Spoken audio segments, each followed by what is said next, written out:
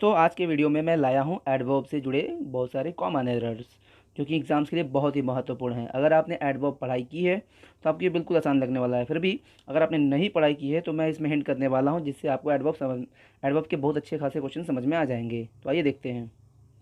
पहला प्रश्न है हमारा, the old man is blindly so don't call him a liar when he says that he cannot read.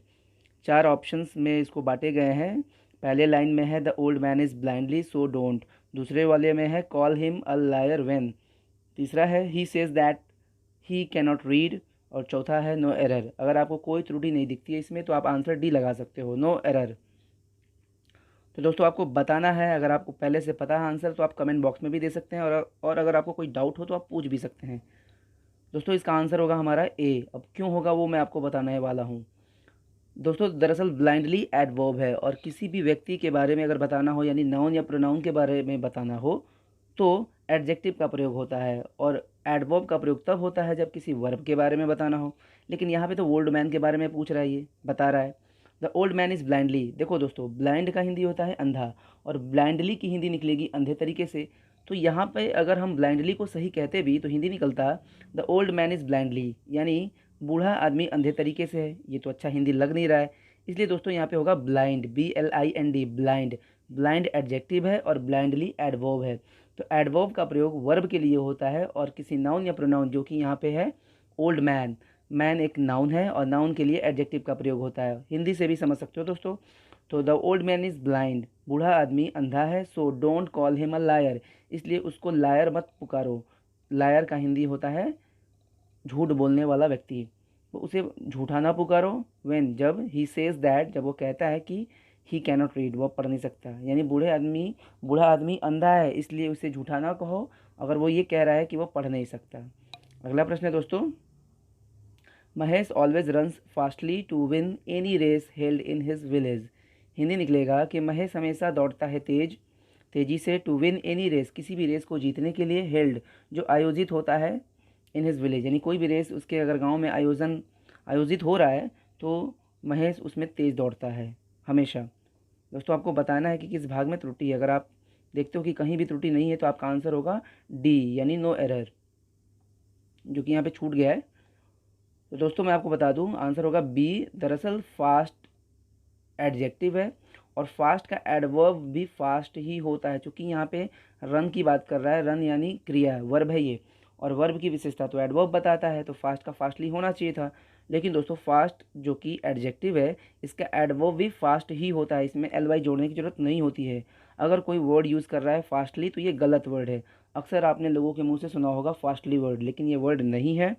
Mahesh always runs fast, fast adjective भी है और fast adverb भी है। यहाँ पे चूंकि रन के बारे में बताना है तो एडवर्ब ही आना चाहिए, लेकिन फास्ट एडवर्ब भी है एडजेक्टिव भी है, तो यहाँ पे एल नहीं होगा दोस्तों, फास्ट होगा, इसलिए आंसर होगा बी।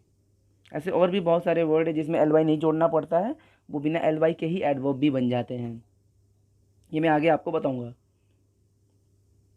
अगला प्रश्न है दोस्तों, I cannot ask my father for his car. Ask for यहाँ पे एक वर्ड यहाँ पे यूज़ हुआ है, ये एक फ्रेजल वर्ब है। तो आस्क फॉर का जब प्रयोग होता है तो इसका मतलब होता है दोस्तों मांगना।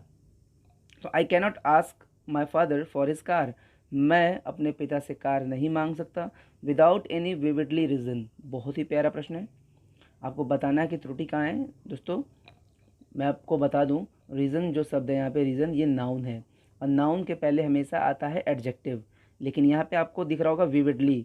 वैसे सामान्यतः यही कहा जाता है कि जिस शब्द के अंत में एल हो वो एडवर्ब होता है। ऐसा हमेशा नहीं होता है, लेकिन मैक्सिमम टाइम आप ये कह सकते हो कि जिस शब्द में एल हो वो एडवर्ब होता है। दोस्तों आपको हिंदी भी पता होना चाहिए। विविड, VIVID, विविड की हिंदी होती है स्पष्ट और विविडली का हिंदी निकलेगा स्पष्ट तरीके से। तो दोस्तों चूँकि रीज़न जिसका हिंदी होता है कारण, ये एक नाउन है, भाववाचक संज्ञा नाउन है, ये एब्स्ट्रैक्ट नाउन, और नाउन के पहले एडवर्ब नहीं एडजेक्टिव आता है। तो विविड एडजेक्टिव है और विविडली एडवर्ब है। नाउन के पहले चूँकि एडजेक्टिव चाहिए तो इसलिए यहाँ पे होगा विविड। अगर हम हिंदी से इसको समझे तो विविड का हिंदी स्पष्ट, तो स्पष्ट कारण हिंदी होगा विविड रीज़न। लेकिन अगर मैं कहता विविडली रीज़न तो हिंदी निकलता स्पष्ट तरीके से कारण, जो कि अच्छा नहीं बैठता। तो इसलिए यहाँ पे होगा दोस्तों विविड रीज़न, यहाँ पे एल नहीं होगा। I cannot ask my father for his car, मैं अपने पिताजी से कार नहीं मांग सकता। आस्क फॉर का मतलब होता है मांगना, विदाउट एनी विविड रीज़न, बिना किसी स्पष्ट कारण के मैं अपने पिता से कार नहीं मांग सकता, इसलिए आंसर होगा दोस्तों सी।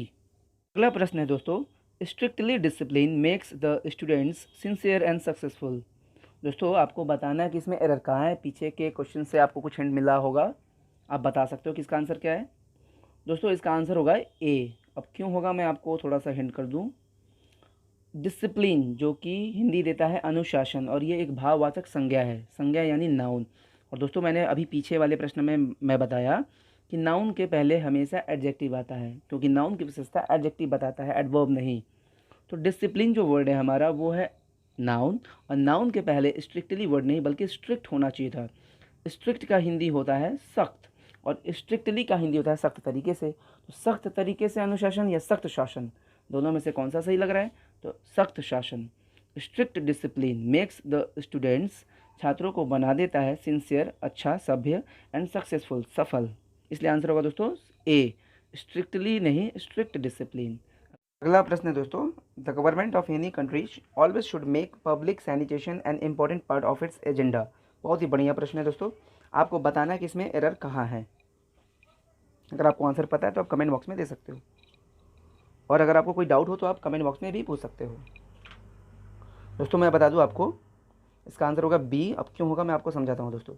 दोस्तों दरअसल ऑलवेज जो है ये एडवर्ब ऑफ फ्रीक्वेंसी है, ये एडवर्ब में ही आता है, और ऑलवेज का प्रयोग हमेशा हेल्पिंग वर्ब और मेन वर्ब के बीच में होता है। दोस्तों यहाँ पे शुड जो है वो हेल्पिंग वर्ब है, और हमारा जो मेक है वो मेन वर्ब है। और शुड और मेक हेल्पिंग वर्ब और मेन वर्ब के बीच में ऑलवेज को आना चाहिए था, लेकिन यहाँ पे ये हेल्पिंग वर्ब के पहले ही आ गया है, इसलिए दोस्तों यहाँ पे होना चाहिए था शुड ऑलवेज मेक। तो मैं आपको इसकी हिंदी बता दूँ एक बार, the government of any country always should make public sanitation an important part of its agenda. Agenda का हिंदी होता है कार्यसूची, और पब्लिक सैनिटेशन का हिंदी होता है जनता का स्वास्थ्य रक्षा, साफ़ सफाई स्वच्छता।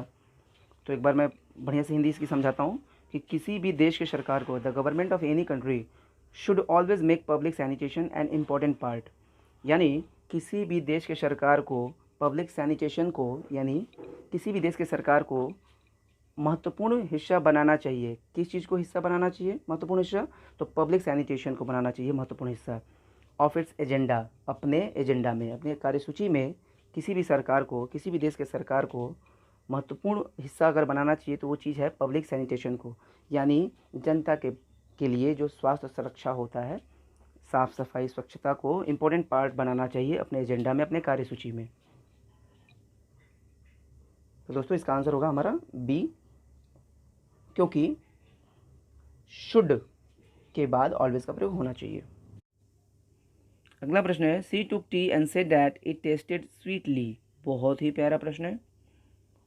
हिंदी निकलेगा दोस्तों कि सी टुक टी, उसने चाय लिया, एंड सेड और कहा, दैट की इट माने वो चाय, उसने चाय लिया और कहा कि इट टेस्टेड, इसका स्वाद था, स्वीटली। दोस्तों इसका आंसर होगा सी। अब क्यों होगा मैं आपको बता दूं। टेस्ट क्रिया के बाद कभी भी एडवर्ब नहीं एडजेक्टिव आता है।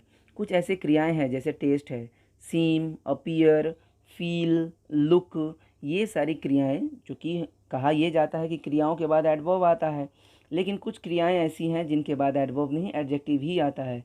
दोस्तों अगर आपको ये सब ना पता हो तो आपको एडवर्ब चैप्टर पढ़ना होगा। तो टेस्ट क्रिया के बाद हमेशा एडजेक्टिव आता है, और आप हिंदी से भी समझ सकते हो कि उसने चाय लिया और उसने कहा कि, टेक का मतलब लेना या पीना भी होता है, तो उसने चाय पिया और उसने कहा कि इट टेस्टेड स्वीट, यह इसका स्वाद मीठा था। तो मीठा, मीठा की अंग्रेजी होता है स्वीट, और मीठे तरीके से होता है स्वीटली, तो यहाँ पे मीठा का सेंस होना चाहिए दोस्तों। तो इट टेस्टेड स्वीट, और टेस्ट क्रिया के बाद एडजेक्टिव आता भी है, तो जैसे कि यह दवा कड़वा स्वाद देता है, तो दिस मेडिसिन टेस्ट्स बिटर होगा कि बिटरली, तो बिटर होगा, क्योंकि टेस्ट क्रिया के बाद हमेशा एडजेक्टिव आता है, ना कि एडवर्ब। अगला प्रश्न है दोस्तों, सी वॉज हैवली फाइंड, मतलब उस पर भारी भरकम फाइन लगा दिया गया लास्ट मंथ, पिछले ही महीने, फॉर कमिंग लेटली। दोस्तों आपको बताना कि इसमें त्रुटि कहाँ है, बहुत ही प्यारा प्रश्न है ये। तो सी वॉज हैवली फाइंड, उस पर भारी भरकम फाइन लगा दिया गया पिछले ही महीने, फॉर कमिंग लेटली। दोस्तों इसका आंसर होगा सी। अब क्यों होगा मैं बता दूं। लेटली इसका मीनिंग होता है हाल ही में, हाल ही में, रिसेंटली, और होना चाहिए था दोस्तों यहाँ पे लेट। क्यों होना चाहिए, देखो उस पर फाइन लगाया गया पिछले ही महीने, फॉर कमिंग लेट, लेट आने के लिए, यानी देर से आने के लिए। लेकिन यहाँ पे लेटली वर्ड है, और लेटली वर्ड का मतलब होता है दोस्तों हाल ही में। तो हाल ही में आने के लिए उस पर फाइन लगाया जाएगा नहीं दोस्तों। अगर वो लेट आई होगी तब फाइन लगाया जाएगा। कहा भी जाता है कि अगर कोई लेट आएगा तो फाइन लगेगा। तो दोस्तों बस एल का अंतर है। लेट का हिंदी होता है देर से, और लेटली का हिंदी होता है हाल ही में। तो बस हिंदी का खेल है यहाँ पे, थोड़ा ध्यान दीजिएगा वर्ड पे। यहाँ पे लेट होगा, फॉर कमिंग लेट। अगला प्रश्न है दोस्तों, हर failure is too much painful for our family. Hindi निकलेगा कि उसकी असफलता काफ़ी ज़्यादा दुखदाई है हमारे परिवार के लिए। आपको बताना है दोस्तों कि इसमें एरर कहाँ है। बहुत ही बढ़िया प्रश्न है दोस्तों। मैं आपको समझा दूँ कि पेनफुल, पेनफुल एक एडजेक्टिव है, और वैसे भी कहा जाता है कि जिस शब्द के अंत में फुल लगा हो, FUL, वो एडजेक्टिव होता है। तो दोस्तों एक रूल है कि एडजेक्टिव के पहले टू मच का कभी प्रयोग नहीं होता है, बल्कि होता है मच टू, जो कि सुनने में आपको अजीब लग रहा होगा। जैसे अगर कहना हो कि सीता इज़ ब्यूटीफुल, सीता सुंदर है, लेकिन अगर कहना हो कि सीता बहुत ही ज़्यादा हद से ज़्यादा सुंदर है, तो मैं नहीं कह सकता कि Sita is too much beautiful. दोस्तों ब्यूटीफुल एडजेक्टिव है, और एडजेक्टिव के पहले टू मच नहीं आता है, बल्कि मच टू आता है। तो दोस्तों यहाँ पे टू मच नहीं होगा, मच टू होगा, क्योंकि पेनफुल एडजेक्टिव है और एडजेक्टिव के पहले मच टू का प्रयोग होता है। तो हर failure is much too painful, उसकी असफलता बहुत ही ज़्यादा दुखदाई है फॉर आवर फैमिली, हमारे फैमिली के लिए। इसलिए आंसर होगा दोस्तों बी। अगला प्रश्न है, the children have been practising hardly for their school sports day and so they deserve the first prize. दोस्तों आपको बताना है कि इसमें त्रुटि कहाँ है। बहुत ही बढ़िया प्रश्न है दोस्तों। अभी मैंने आपको पीछे कुछ हिंट किया था कि कुछ एडजेक्टिव ऐसे होते हैं जिनका एडवर्ब भी ठीक वैसा ही होता है, उसमें LY लगाने की ज़रूरत नहीं पड़ती है। दोस्तों इसमें भी आपको एक दिखाऊंगा कि ये जो हार्ड वर्ड यूज हुआ है दोस्तों, हार्डली, तो दोस्तों एक्चुअली हार्ड का हिंदी होता है कठोर, और इसका एडवर्ब भी हार्ड ही होता है, न कि हार्डली होता है। लेकिन आप लोगों ने सुना होगा हार्डली वर्ड। तो दोस्तों हार्डली वर्ड जो है इसका हिंदी होता है नहीं, 90%। नॉट का हिंदी होता है नहीं 100%, लेकिन हार्डली का हिंदी होता है नहीं 90%। जैसे अगर मैं कहता हूँ कि I hardly go to my village, तो इसका हिंदी है कि मैं अपने गांव नहीं जाता हूँ, लेकिन 90% नहीं जाता हूँ, 10 बार चला जाता हूँ, 10% चांसेस है जाने के। तो दोस्तों हार्डली एक नेगेटिव वर्ड है जो कि नहीं का हिंदी देता है।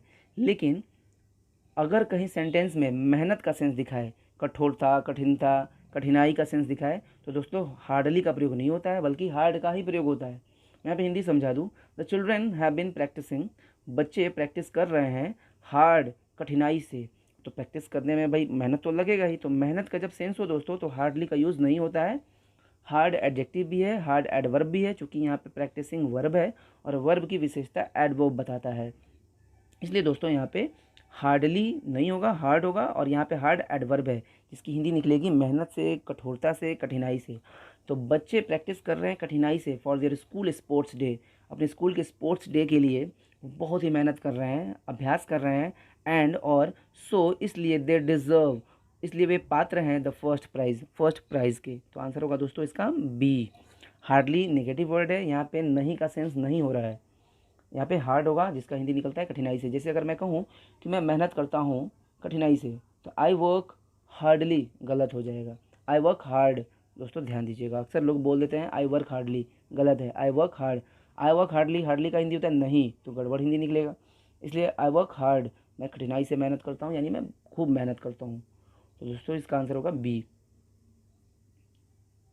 अगला प्रश्न है दोस्तों, when the Prince saw the princess, जब प्रिंस यानी राजकुमार ने देखा प्रिंसेस को, राजकुमारी को, ही क्राइड आउट, उसने चिल्ला कर कहा, जोर से कहा, दैट की he had never seen such a beautiful lady before, उसने इतनी सुंदर, ऐसी सुंदर लेडी पहले नहीं देखा है। तो दोस्तों आपको बताना है कि इसमें आंसर क्या होगा, इसमें कहाँ त्रुटि दिख रही है। दोस्तों मैंने आपको पीछे भी बताया है कि नाउन, देखो दोस्तों यहाँ पे लेडी नाउन है, लेडी नाउन है, ये कॉमन नाउन है, और नाउन के पहले कभी भी एडजेक्टिव आता है ना कि एडवर्ब, और LY लगा है यहाँ पे, तो ये तो एडवर्ब जैसा दिख रहा है। और वैसे भी ब्यूटीफुली एडवर्ब है, ब्यूटीफुल का एडवर्ब होता है ब्यूटीफुली। ब्यूटीफुल की हिंदी होती है सुंदर, और ब्यूटीफुली की हिंदी होती है सुंदर तरीके से। तो दोस्तों यहाँ पे होना चाहिए था ब्यूटीफुल लेडी, सुंदर लेडी, ना कि सुंदर तरीके से लेडी। तो ब्यूटीफुल लेडी होना चाहिए था दोस्तों यहाँ पर, इसलिए आंसर होगा सी। हिंदी एक बार फिर से बताऊंगा। When the Prince saw the princess, जब प्रिंस ने देखा प्रिंसेस यानी राजकुमारी को, ही क्राइड आउट, उसने ज़ोर से कहा, दैट कि he had never seen such a beautiful lady before, कि उसने ऐसा सुंदर लेडी पहले कभी नहीं देखा है। दोस्तों अगला प्रश्न है हमारा, I know you can do any work fastly. चौथा ऑप्शन है हमारा नो एरर। दोस्तों आपको इसका जवाब कमेंट बॉक्स में देना है, और अगर आपको वीडियो पसंद आ रहा हो तो आप वीडियो को जरूर लाइक करिएगा, शेयर करिएगा, और इसका आंसर कमेंट बॉक्स में जरूर दीजिएगा, और अपने दोस्तों को जरूर शेयर करिएगा। दोस्तों भूलिएगा नहीं, लाइक ज़रूर करिएगा। Thank you.